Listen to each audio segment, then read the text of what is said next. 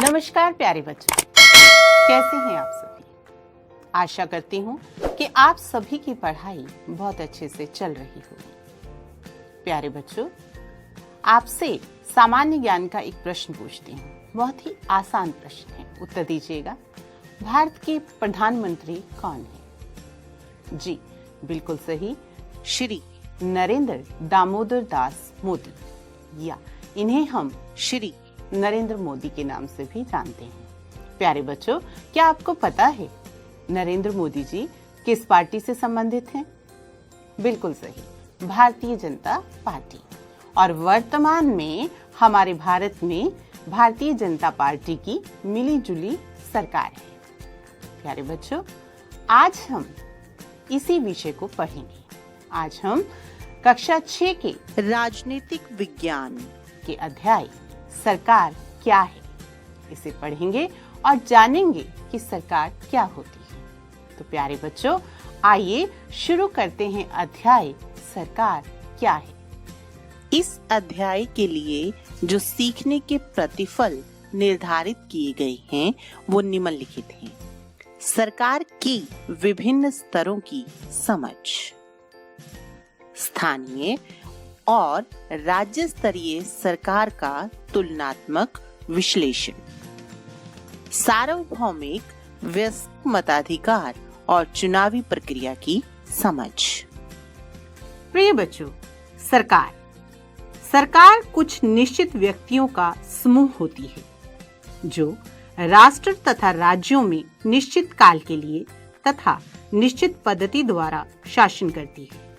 प्राय इसके 3 अंग होते हैं: व्यवस्थापिका, कार्यपालिका और न्यायपालिका। सरकार के माध्यम से राज्य में राज शासन नीति लागू होती है। सरकार के तंत्र का अभिप्राय उस राजनीतिक व्यवस्था से होता है जिसके द्वारा राज्य की सरकार को जाना जाता है। प्रिय बच्चों, सरकार किसी लोकतांत्रिक देश के लिए क्यों जरूरी है, आइए जानते हैं। निर्णय लेने तथा काम करवाने के लिए सरकार की आवश्यकता होती है। सरकार विभिन्न मुद्दों पर निर्णय लेती है, जैसे सड़कें कहाँ बनानी है, कैसी बनवानी है, कितने स्कूल खोलने हैं, कितनी तरह की सुविधाएं लोगों को मिलनी है जिनसे उनकी दशा सुधारी जा सके आदि। सरकार को कई सामाजिक मुद्दों पर निर्णय लेना होता है। उदाहरणतः सरकार गरीबों की मदद के लिए कार्यक्रम बनाती है। जब 2 सामाजिक गुटों में झगड़ा होता है तो सरकार को कुछ निर्णय लेने होते हैं। सरकार का देश की सीमा की सुरक्षा का जिम्मा भी उठाना पड़ता है। इसे अपने पड़ोसी देश से मधुर संबंध भी रखने पड़ते हैं। सरकार को यह सुनिश्चित करना पड़ता है कि हर नागरिक को समुचित भोजन व्यवस्था मिल रही हो। किसी प्राकृतिक आपदा की स्थिति में सरकार को प्रभावित लोगों की मदद के लिए राहत कार्य भी पहुंचाना पड़ता है। सरकार को नियम कानून बहाल करने पड़ते हैं ताकि सभी लोगों में भाईचारे का वातावरण बना रहे।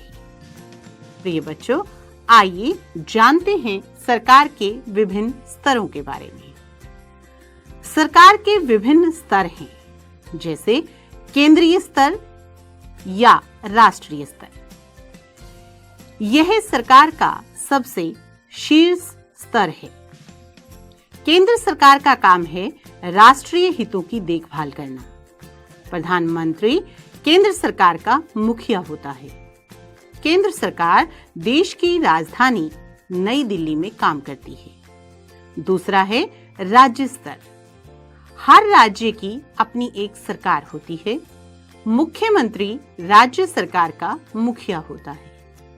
राज्य के अधीन आने वाले सभी मुद्दों को राज्य सरकार देखती है। प्रिय बच्चों, जैसे हरियाणा सरकार, पंजाब सरकार।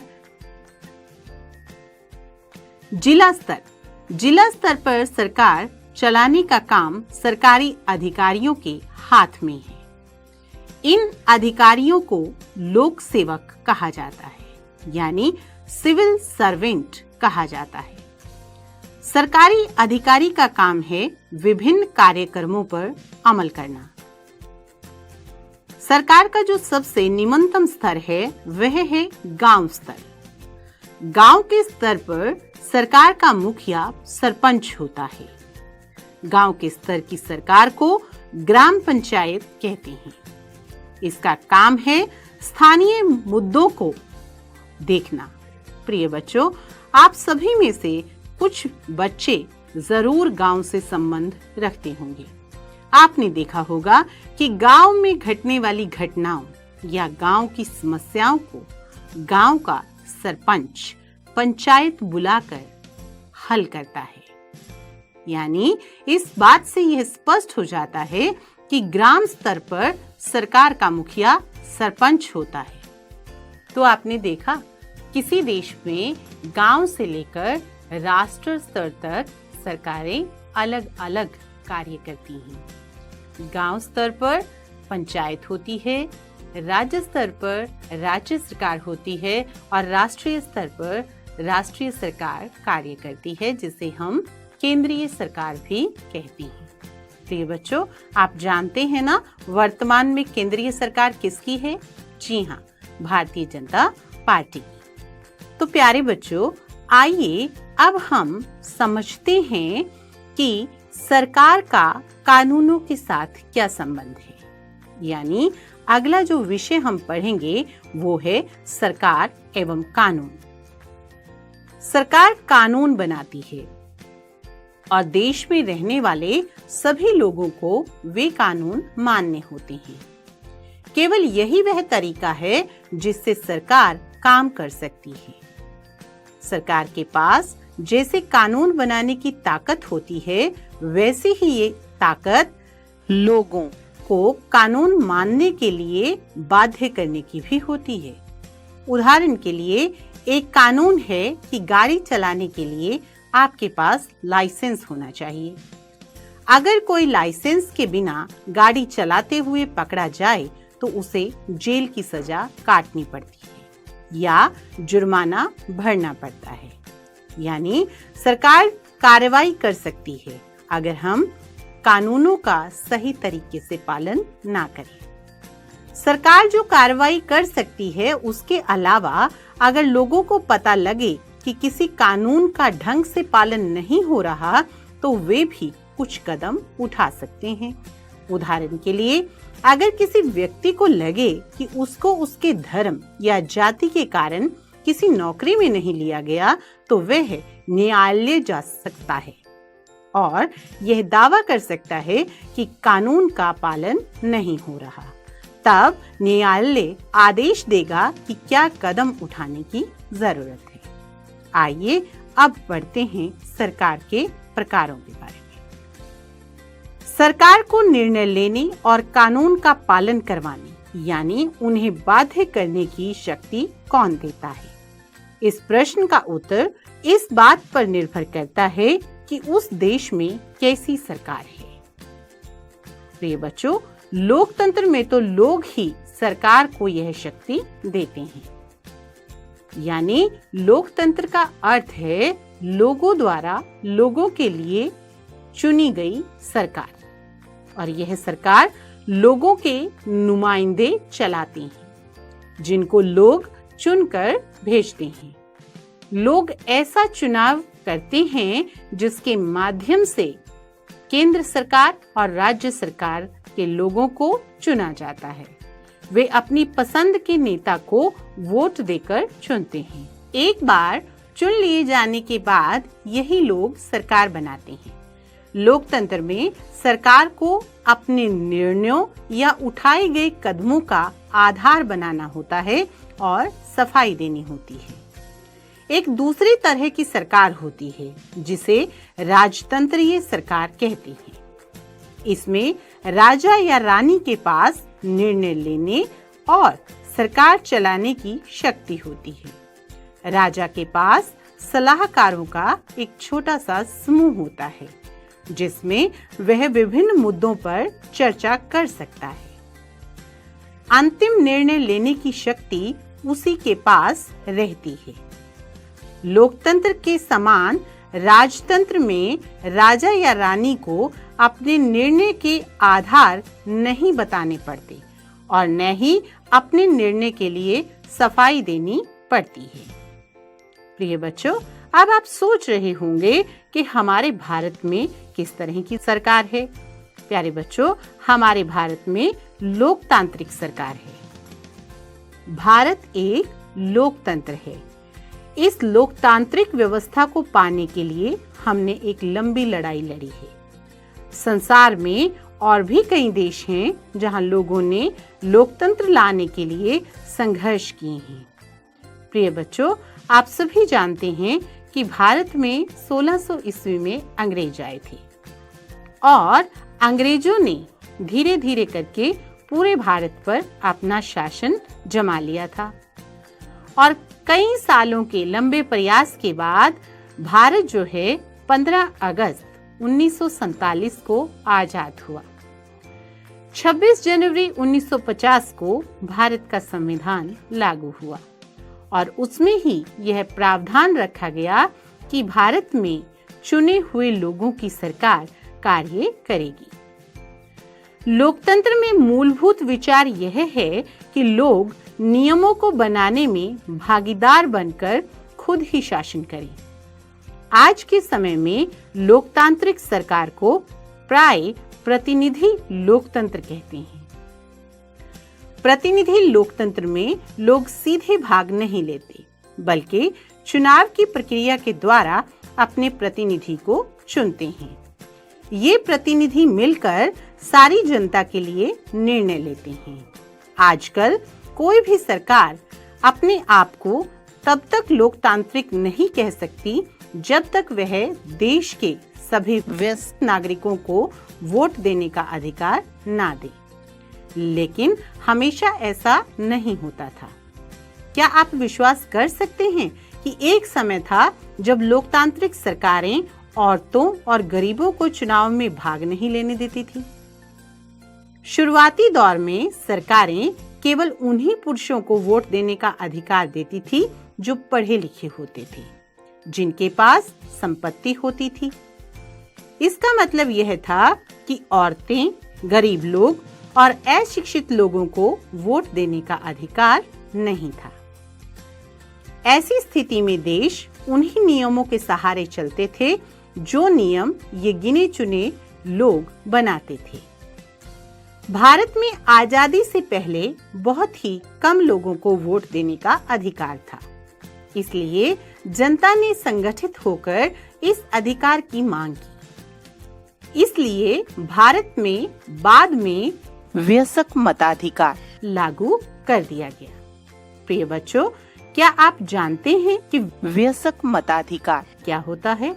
वयस्क मताधिकार का अर्थ है कि 18 वर्ष या इससे ऊपर की आयु वाले सभी स्त्री पुरुषों को बिना किसी भेदभाव के अपना मत प्रयोग करने का अधिकार है। इसे हम सार्वभौमिक वयस्क मताधिकार कहते हैं। यानी हर वयस्क नागरिक को वोट देने का अधिकार है।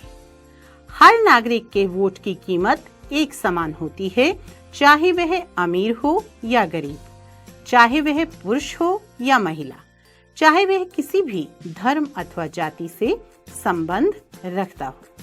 प्रिय बच्चों, बहुत सारे देश ऐसे हैं जिन्होंने सार्वभौमिक वयस्क मताधिकार को एक लंबे संघर्ष के बाद हासिल किया। स्वयं भारत देश भी, जिसमें हम रहते हैं, वह भी इसका एक उदाहरण है। तो प्रिय बच्चों, पाठ को और अच्छे से समझने के लिए आइए कुछ प्रश्न करते हैं और उनके उत्तर जानते हैं। सामने दिखाए गए कथन मैं आपको बता रही हूँ। इन कथनों में से आपने चुनना है कि ये कथन सही है या गलत। पहला कथन है, सरकार यह निरीक्षण करती है कि सभी को पीने का पानी समुचित मात्रा में मिलता है या नहीं। जी हाँ प्यारे बच्चों, पीने का पानी हमारी एक मूलभूत आवश्यकता है और ये सरकार की जिम्मेवारी होती है। तो यह उत्तर बिल्कुल सही है। बिजली का वितरण सभी के पास पहुंच रहा है या नहीं? बिल्कुल सही है। सरकार स्कूल बनाती है ताकि ज्यादातर बच्चे शिक्षा ग्रहण कर सकें। सही। सभी को उचित स्वास्थ्य सेवा मिल सके, इसके लिए अस्पताल का निर्माण करना सरकार का कार्य है। बिल्कुल सही। प्राकृतिक विपदा जैसे भूकंप, सुनामी आदि के समय सरकार ही मुख्य रूप से पीड़ितों की सेवा करती है। बिल्कुल सही। रेल और डाक सेवाओं के संचालन का काम भी सरकार का होता है। सही। प्रिय बच्चों, रेडियो और फिल्म रिलीज करना सरकार का कार्य है? नहीं, यह सरकार का कार्य कतई नहीं है।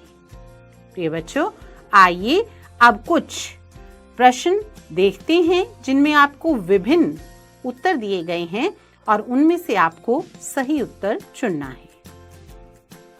पहला प्रश्न है, किसी भी देश को सरकार की जरूरत क्यों होती है? विभिन्न तरह के निर्णय लेने और काम करने के लिए, दूसरे देशों से मैत्रीपूर्ण संबंध बनाने के लिए, लोगों को उनकी मूलभूत सुविधाएं उपलब्ध कराने के लिए, या ये सभी?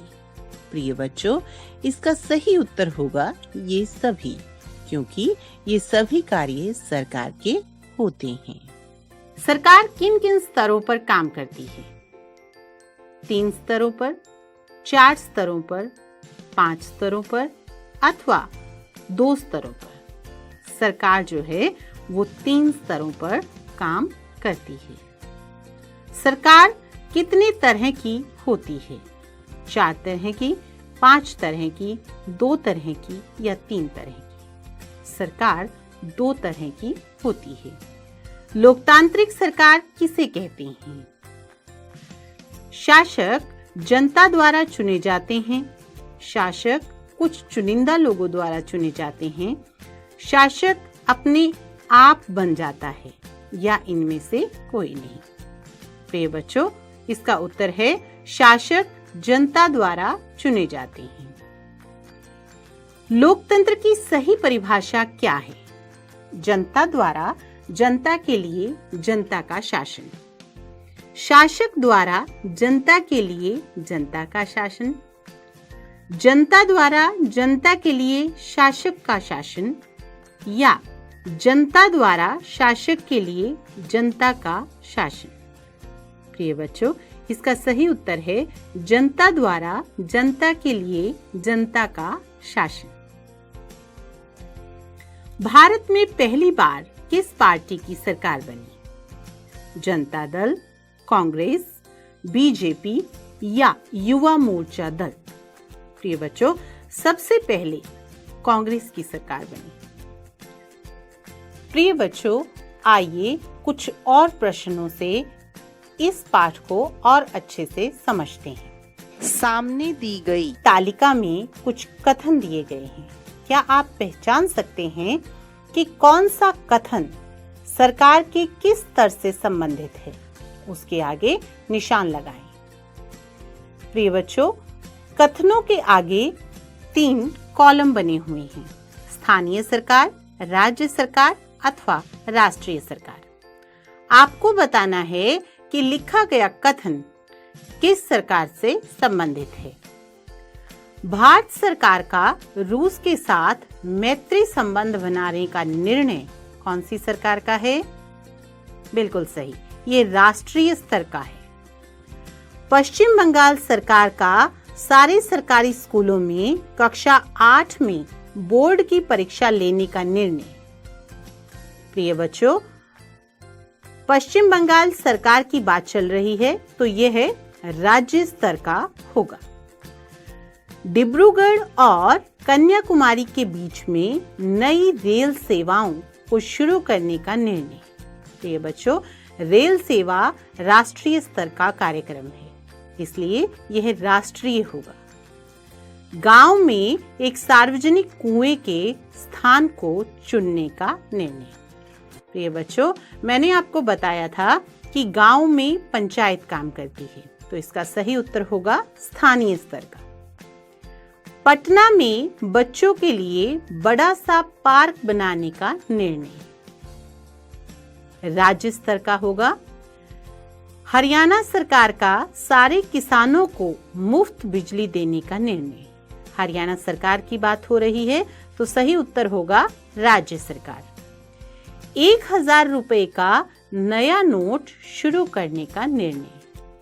प्रिय बच्चों, इसका सही उत्तर होगा राष्ट्रीय सरकार, क्योंकि राष्ट्रीय सरकारों से जो है वो वित्त संबंधी मामलों की उम्मीद की जाती है। प्रिय बच्चों, अब आप सामने दिए गए भारत के मानचित्र में भारत के कुछ पड़ोसी राज्यों को देखेंगे।